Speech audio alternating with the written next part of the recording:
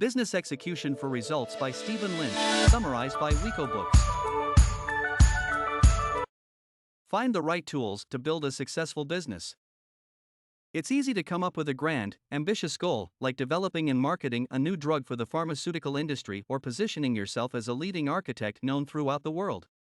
Making it a reality, though, is a whole different ballgame.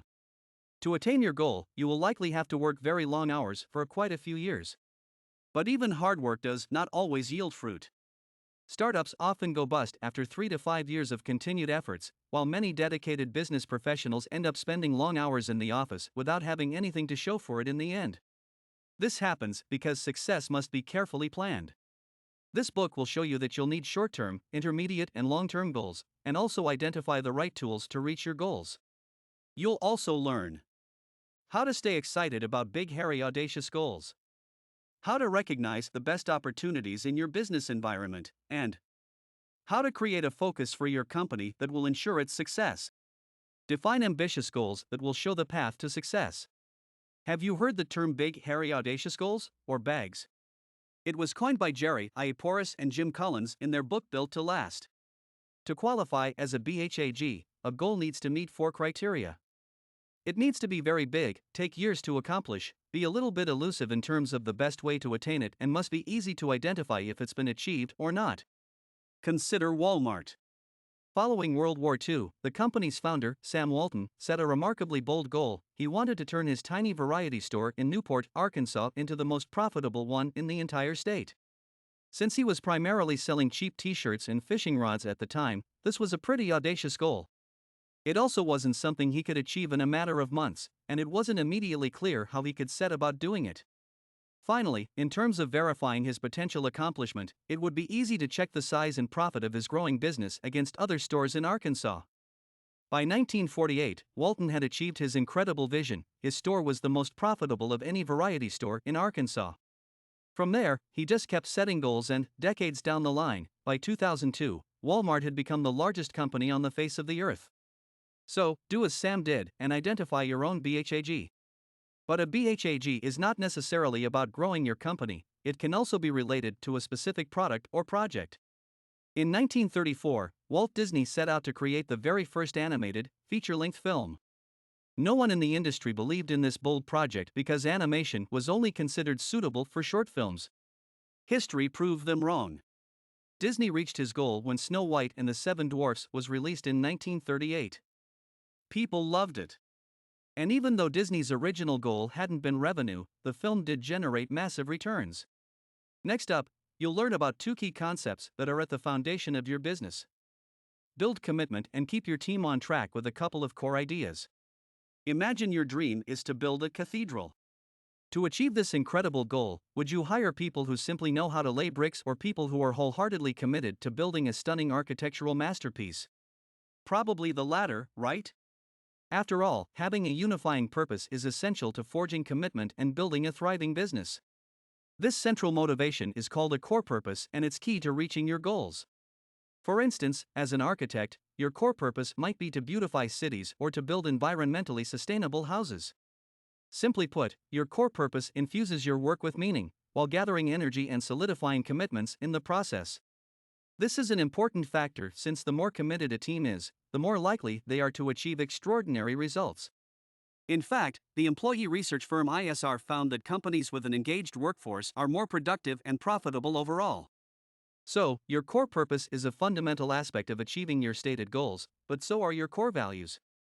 These values constitute your company's moral compass. They ensure consistent decision-making and guide your hiring and firing practices. In other words, your core values dictate how your company operates. Say you run a taxi company. Your core values might be summed up by the phrase, "The right route is the right route." Such a value will indicate that your team doesn't take detours to jack up fares.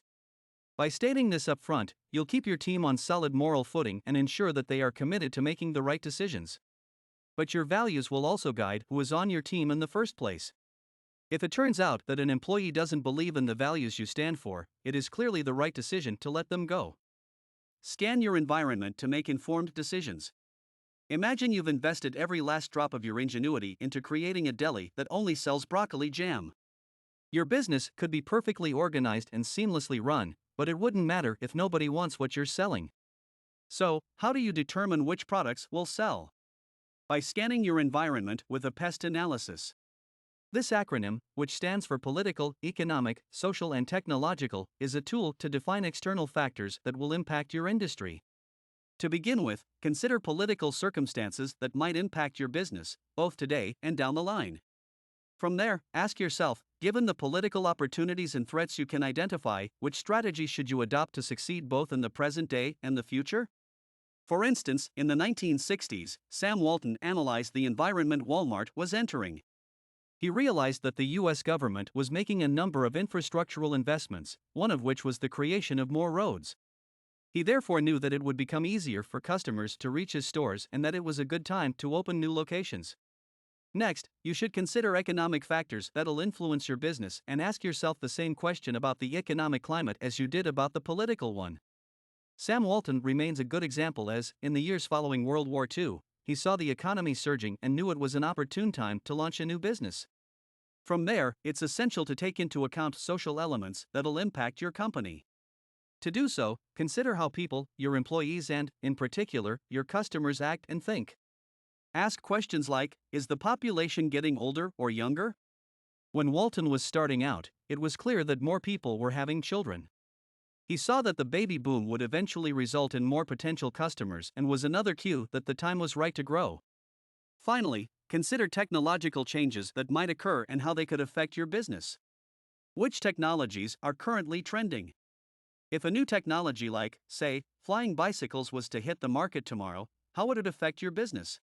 Now that you've asked the right questions and set the stage, you're ready to make some bigger decisions, which is exactly what you'll learn about next.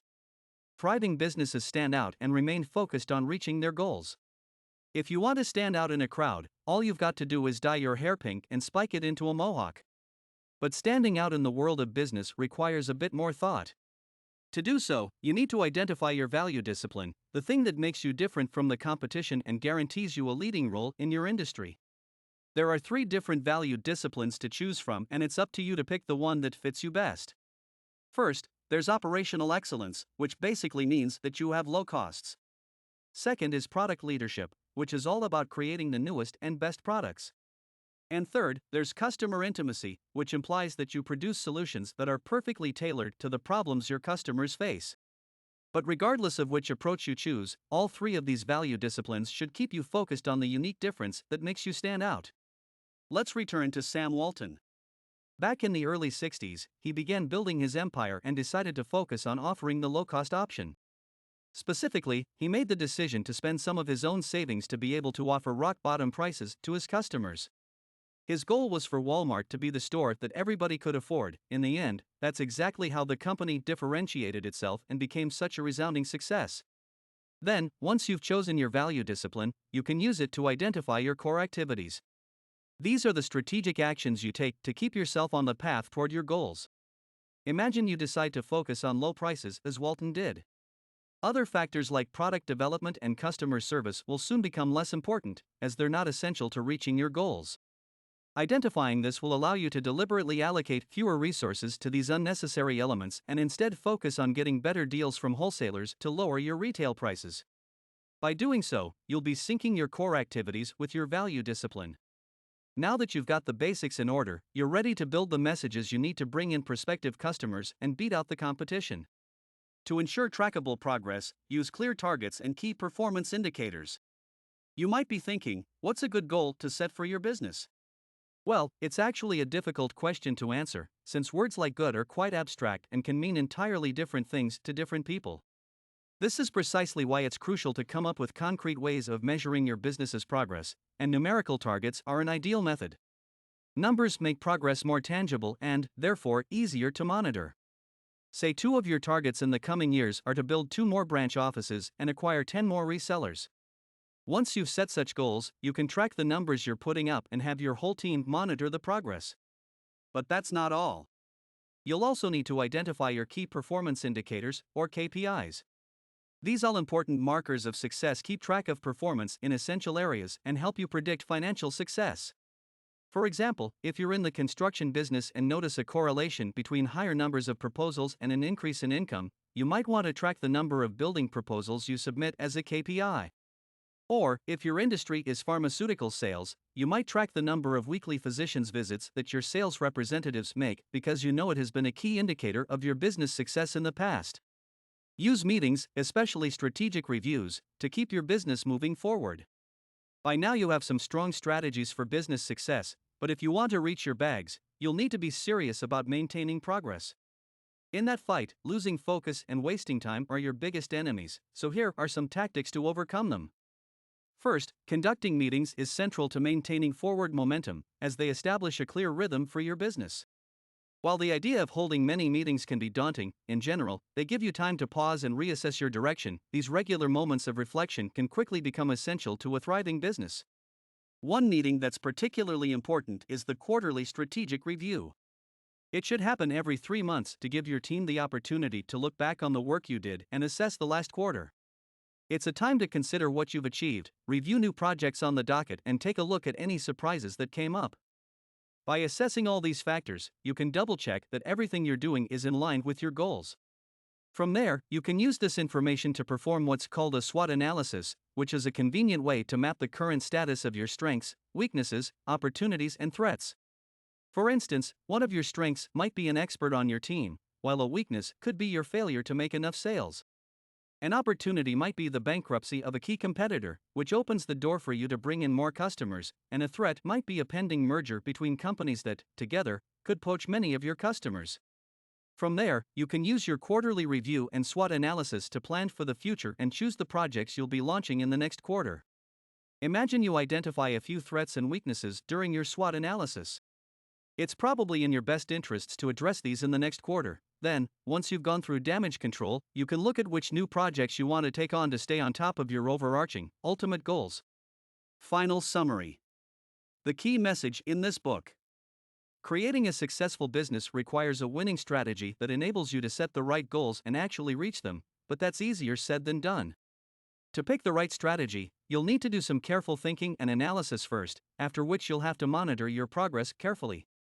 Actionable advice. Involve your entire team in strategic research. When analyzing your business, including the pest analysis, ask everyone in your team for their opinion. With more minds involved, it'll be easier to identify the most important aspects in need of consideration and pin down a winning strategy. So involve everyone you can in this process and don't go it alone, you might miss something important. You have been listening to Business Execution for Results by Stephen Lynch, summarized by Wiko Books.